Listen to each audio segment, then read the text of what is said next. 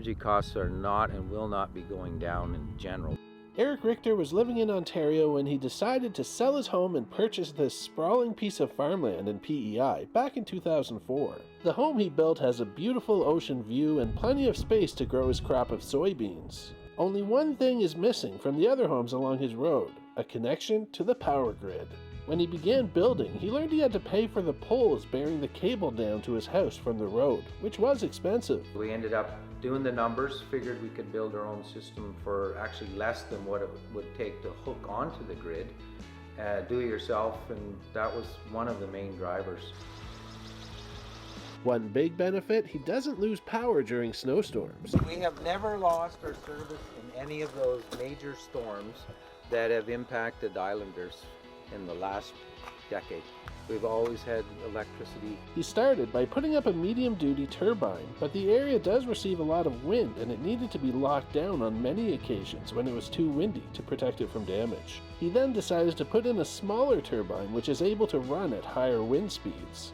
But we still face situations through the winter where our wind speeds get to 80, 90, or even exceeding 100 kilometers an hour, and I have my turbine shut down at that time. Richter now relies on a hybrid system, which includes solar panels. In the summer, the sun produces the majority of his energy, but during the winter months, that flips to the wind turbines, producing 60 to 80%. The downside to solar is when the sun goes down, you have to rely on battery backup.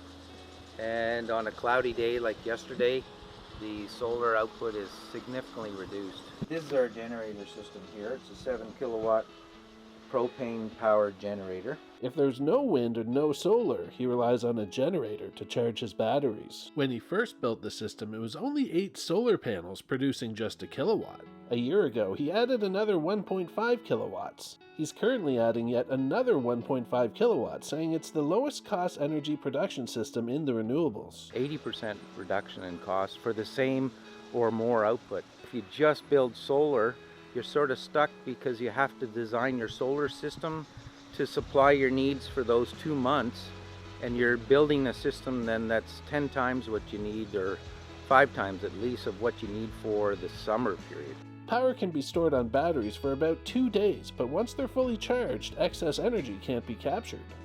Jokingly, we call them our 2 dishwasher load days. There's a big iron he uses for sunny days and a small one for when there's not as much power being generated. Those are the days where if you got extra laundry or things that need to be done, you just make sure that all the clothes get cleaned, and if there's dishes to do, the dishwasher, make sure even if it's half full, we run it that day to get everything cleaned up. He recently switched to all LED light bulbs. One of the golden rules is conservation, or reduction in the amount of electricity that you use. So you do go around from room to room. If you're not in there, you switch the light switch off. Richter thinks as solar panels continually get cheaper, more people will use them. The battery technology and the ability to store energy is, I say, it's always been the holy grail. That's why, when they discovered how much energy was in a kilogram of coal or a stick of wood or a liter of diesel, people don't appreciate how hard it is to physically replace the amount of energy in those materials that have stored energy in them.